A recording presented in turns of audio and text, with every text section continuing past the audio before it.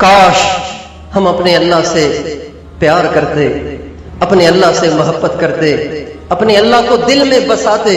اس کو معبود بناتے، اس کو محبوب بناتے، اس کو مقصود بناتے، اس کی مانتے،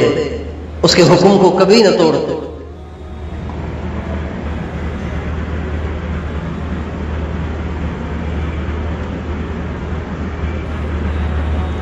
ان ساری باتوں کے باوجود بھی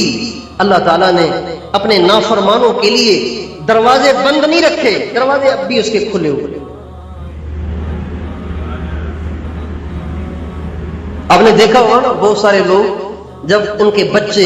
بالکل سرکش ہو جاتے ہیں، ان کے قابو سے باہر ہو جاتے ہیں، تو وہ قانونی طور پر ان کو لا دوائی کر دیتے ہیں، اخبار میں بیان دیتے ہیں کہ میں اس کو لا دوائی کرتا ہوں، یعنی آق کرتا ہوں، یعنی اگر اس سے کوئی جرم ہو، اگر یہ کوئی غلط کام کرے تو میں اس کا ذمہ دار نہیں ہوں۔ اپنی برات کا اظہار کرتے ہیں۔ باپ جس کے نطفے سے بنا ہے وہ کہہ رہا ہے اس کا مجھ سے کوئی تعلق نہیں، اس کا مجھ سے کوئی رشتہ نہیں، یہ میرا بیٹا ہی نہیں ہے، یہ کام جائز نہیں ہے، یہ حرام ہے، نہیں کرنا چاہیے اسے۔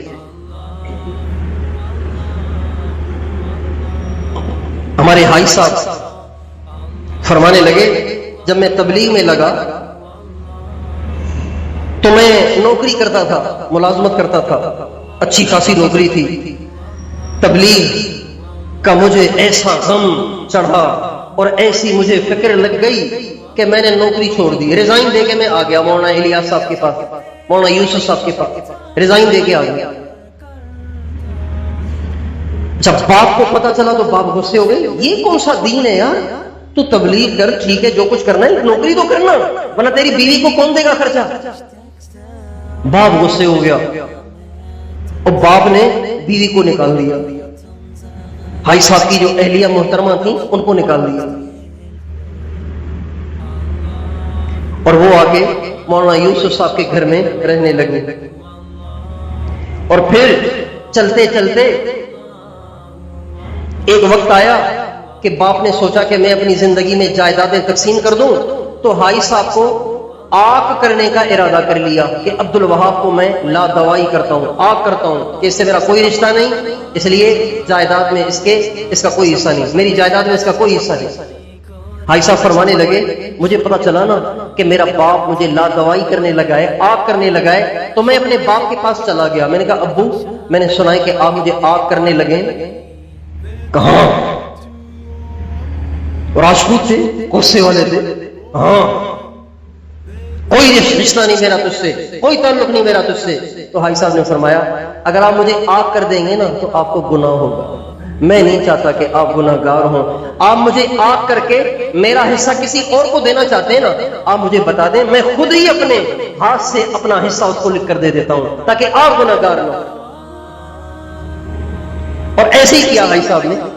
اپنا جو جائیداد میں حصہ بچتا تھا اپنے ہاتھ سے اپنے بھائیوں کو لکھ کر دے دیا، اور وہ اربوں کی جائیداد ہے آج کل۔ ہم گئے وہاں بھائی صاحب کے گاؤں، مجھے وہاں گاؤں والوں نے بتایا ان کے پوتوں نے، بھائی صاحب کے بھائی کے پوتوں نے، بھائی صاحب کی تو اولاد نہیں تھی،